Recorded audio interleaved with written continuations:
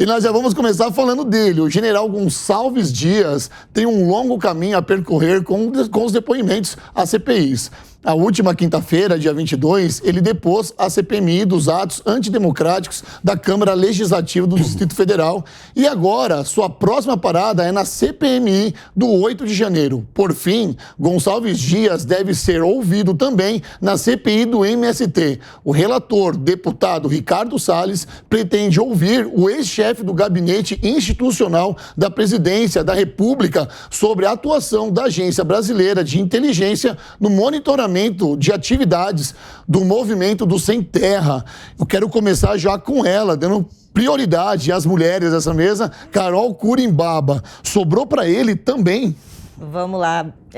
Olá, meus amigos. Olá, Carol. Vou contar com você de novo, tô morrendo de saudades mesmo.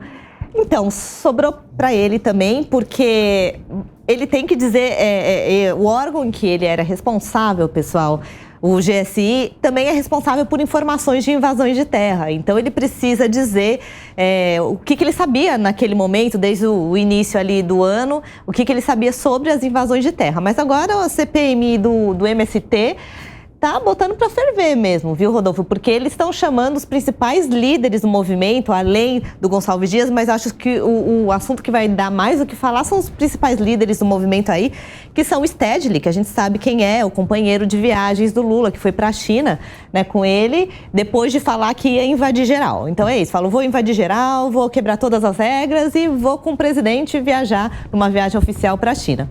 E também o Zé Rainha. O Zé Rainha, vale a gente falar aqui que, segundo o professor Chico Graziano, ele tem um artigo muito bom que fala justamente quem é o Zé Rainha. E segundo o professor Chico, é um dos maiores bandidos agrários. Ele deu um tombo aí de 15 milhões no governo que estava investindo em um centro industrial para assentados e ele sumiu, enfim. Foi condenado a 30 anos de prisão, é claro que já foi solto, preso de novo, solto, aquela história toda. Enfim, está solto. Só que a gente está com medo de invasão das nossas terras e estamos esperando o que vai dar dessa CPMI, se vai sair alguma coisa ou não, Rodolfão. Negão, talvez a CPI do MST seja a mais concreta entre todas que está rolando aqui, né? Exato. E essa convocação agora do Gonçalves Dias reforça mais ainda o meu argumento de entender que essa CPMI vai para frente. Não, ela não só vai, como ela já está indo para frente. É interessante porque na CPI que está rolando dos atos do dia 8, a deputada, até escrevi o nome dela aqui para não esquecer, deputada Paula Belmonte enquadrou o general Gonçalves Dias de uma tal maneira que já deixou ele já de barbas de molho para quando ele foi enquadrado pelo Ricardo Salles, entendeu? E a gente precisa muito saber de todos os passos do movimento MST. Eu sempre falo aqui que a gente tem que sempre separar o cara que precisa muito de uma terra, aquele cara que às vezes não tem estudo, às vezes não sabe nem ler nem escrever, a gente tem que separar esse cara, separar ele dos líderes. A gente já está vendo nos 6 primeiros meses de governo Lula, o tanto de invasões que rolaram e no final das contas não foi invasões para se conseguir terra para esse cara que eu acabei de falar aqui. Muito pelo contrário, as invasões são para conseguir que o governo se molde à vontade do MST.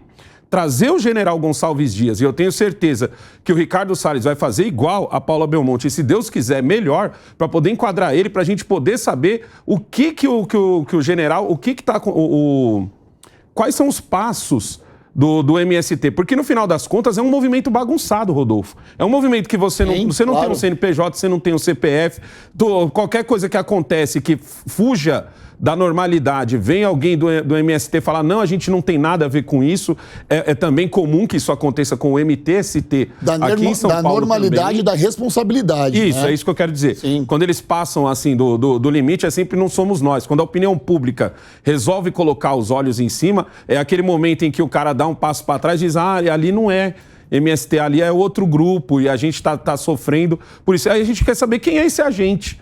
Né? Que todo mundo fala, nós não temos nada a ver com isso, a gente não tem nada a ver com isso, então o que a gente quer saber hoje é quem a gente vai culpar, né? Quem é esse agente? Isso aí. Levantou bem pra eu cortar pra você, hein, cara? De agente, você entende bem, delegado Palumbo. Será que existe um agente infiltrado nisso? É responsabilidade, de fato, do MST? É dele? Será que o Ricardo Salles tem que procurar esse agente? Primeiro, obrigado pelo convite mais uma vez, Carol, Negão, meu amigo, Que isso, Rodolfo, cara, você é da casa. Daniel. Prazer, querido. É um movimento criminoso, né? Só não enxerga isso quem não quer. É um movimento de bandidos. E o engraçado, né, que recentemente parece que o deputado Orlando Silva, ele foi nas suas redes sociais e estava questionando a invasão de pessoas que tinham invadido terra alheias. Então, a gente fica sem entender absolutamente nada. E o G. Dias, ele tem muito a explicar, muito mesmo. Ele é um fujão, arregão, não quis ser ouvido lá na Comissão de Combate ao Crime Organizado, a qual eu faço parte, apresentou um atestado que, para mim, é mais fajuto que nota de R$3. Ele fica se esquivando o tempo todo, porque deve. Nós que temos um pouquinho de experiência, 20 anos como delegado de polícia, nós sabemos, quando a pessoa fica protelando, não quer ir, com desculpa, atestado, é porque deve, porque a verdade, ela é sempre reta, a verdade não faz curva. Quando você está com a verdade, ela não faz curva, ela não para, você não precisa ficar arrumando desculpas esfarrapadas. E quando você mente, ao contrário da verdade, aí você acaba escorregando. Então ele deve estar preparando uma defesa, está preparando os seus argumentos, mas vai ser muito difícil ele fugir de algumas perguntas que não querem calar. Como que ele serve água? Como que ele deixa o pessoal entrar? No mínimo ali houve uma prevaricação, é uma desculpa esfarrapada. Seria como se eu, delegado de polícia, entra um ladrão aqui, ó, o senhor quer tomar uma água? Fica à vontade. Pega a primeira carteira dele, depois pega a da Carol. Seria mais ou menos isso, é um absurdo, eu nunca vi isso na minha vida. E para mim também, ele está sendo usado como boi de piranha. Vamos entregar a cabeça dele, a culpa vai cair toda no G. Dias, e aí a gente salva o nosso líder máximo, que é o Luiz Inácio Lula da Silva.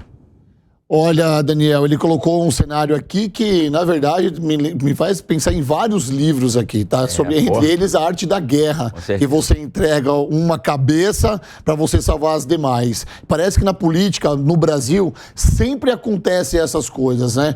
Muita gente não entendeu ainda qual é a figura do G. Dias para essa CPI do MST, mas a Carol bem colocou aqui, ele também tem responsabilidade sobre isso. Sim, com certeza. Obrigado aí, Rodolfo e todos os amigos aí da mesa, um prazer enorme estar com vocês.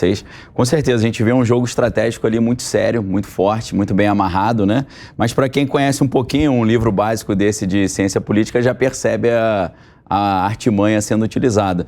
E é interessante a gente perceber que todas essas comissões parlamentares também estão trazendo um aborrecimento muito grande para o governo, porque ele não consegue avançar com a sua agenda propositiva, né? Eles têm uma série de coisas que eles querem propor, mas tem que ficar apagando incêndio aqui, descascando abacaxi, né? Então, e agora com essa questão da terra, né, do movimento sem terra, é fundamental, porque a questão agrária no Brasil, agora indo um pouco para a área geopolítica, né, que é mais a minha área, eu não sei se vocês se lembram, mas a diretora-geral da Organização Mundial do Comércio, ela veio ao Brasil em abril de 2022 e ela saiu daqui falando que sem a agricultura brasileira o mundo não sobrevive. Ela colocou assim, dessa forma. O mundo.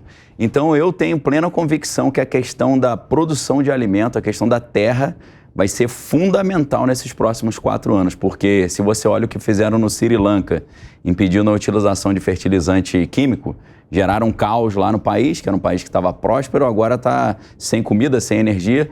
A situação da Holanda, que é um dos maiores produtores de comida da Europa também, que agora estão sendo obrigados a reduzir em 30% o número de cabeças de gado, né? Foi uma redução bem relevante para o pessoal da Holanda. Aliás, vai refletir no mundo inteiro isso, né? E que você reduz e acaba comprando da gente. Ou seja, Exato. o problema não é o produtor holandês, o problema é os governantes que estão por lá. Falando também do que está rolando na CPI do MST, a gente tem que dar aqui os parabéns ao Ricardo Salles, ao Coronel Zucco, que tiveram a coragem de sair do gabinete, de sair do aconchego do ar-condicionado e visitar um acampamento. O Palumbo acabou de lembrar aqui que o próprio deputado Orlando Silva achou um absurdo, disse que eles estavam invadindo um lugar privado, que para mim foi o cúmulo Parece piada, né? Parece piada. Não foi só ele. É brincadeira, doutor Orlando Silva. Foram vários que colocaram isso. Não, porque você não tem autorização para entrar aí. Eu lembro que eu compartilhei o vídeo do Ricardo Salles entrando e uma moça diz com todas as letras, fala assim, por acaso você deu autorização para ele entrar na sua residência? Eu falei, gente do céu, entendeu? Que mundo paralelo é esse que a gente está vivendo para a gente poder ver uma pessoa que invadiu uma terra, cobrar o Ricardo Salles por ter invadido uma casa, muito entre aspas, porque ninguém morava ali, né? Era uma casa muito engraçada, né? Só que não tinha teto, não tinha nada. Bandeira de ditadores. E aí vai o Ricardo Salles e entra e a pessoa cobra o Ricardo Salles por não ter autorização de entrar na casa, de invadir a casa que estava numa terra invadida. E ele poder mostrar isso para que todo mundo possa ver, possa entender como são esses movimentos e com a velocidade com que eles também montam esses acampamentos. Eu sei porque aqui em São Paulo é comum a gente vê lá, tá o terreno lá num dia. Você passou para trabalhar de manhã, 6 horas da manhã, chegou o caminhão com as madeiras, você chegou de tarde, tem já tá tudo 50 lá. barracos. Legal. E Eles são extremamente organizados. Posso fazer um levantamento aqui, senão eu vou acabar esquecendo, porque na declaração aqui agora do meu amigo do Daniel, ele estava falando o seguinte, que parece que todas as vezes que acontece esses anos da CPMI, e vai e não vai, tira-se o foco político. Mas eu pergunto pra você, Carol, qual que é o foco político até agora desse governo, se não teve? A gente não conseguiu colocar... o PT até agora não conseguiu emplacar, de fato, um plano de governo, porque ora acontece uma coisa, ora acontece outra coisa. Será que ele governou até agora? Porque o que nós estamos vendo de verdade é toda hora um incêndio, como bem disse o Daniel aqui, e o Lula viajando pra cima e pra baixo com o nosso dinheiro. Será que essas alianças políticas e geopolíticas como o Lula está tentando colocar na cabeça do cidadão faz sentido no momento tão delicado do Brasil? Olha, o que eu sinto? Lula quis entrar para governar da mesma forma que ele fazia antes. A gente já falou que o cenário mudou completamente e ele está governando olhando para o retrovisor, né? Tentando emplacar a reforma da reforma, ou tirar todas as reformas boas que a gente teve no nosso país. E ele também contava com o MST, aí colocando junto aí da pauta, ele contava assim com o MST, porque sempre foi um grupo, uma organização social, para eu ser bem gentil aqui, que caminhou sempre em conjunto aí com Lula, apoiou, sempre fez campanha. Só que aí tem um detalhe importante nessa questão toda, que a gente estava falando de entregar cabeças, Rodolfo. Eu senti que Lula entregou a cabeça do Stedley também nessa, porque foi permitida a convocação, ou seja, a obrigatoriedade de comparecer do Stedley e do Zé Rainha em troca de não convocar o Rui Costa. Ou seja, eu senti que o governo ali falou assim, ó, leva esse daqui que é menos importante pra gente. Permuta, né? Futura, né? Olha a cara por favor, olha a cara do Palumbo aqui, minha direção. Corta pra ele, por favor. Não, você foi muito Você falou, Carol, e ele já começou a sair, tipo, cara, é lógico que isso aí é uma permuta. Você foi muito gentil, né? É uma organização criminosa. Pessoas que invadem terras alheias são criminosos. Ninguém tem o direito de invadir a propriedade de ninguém.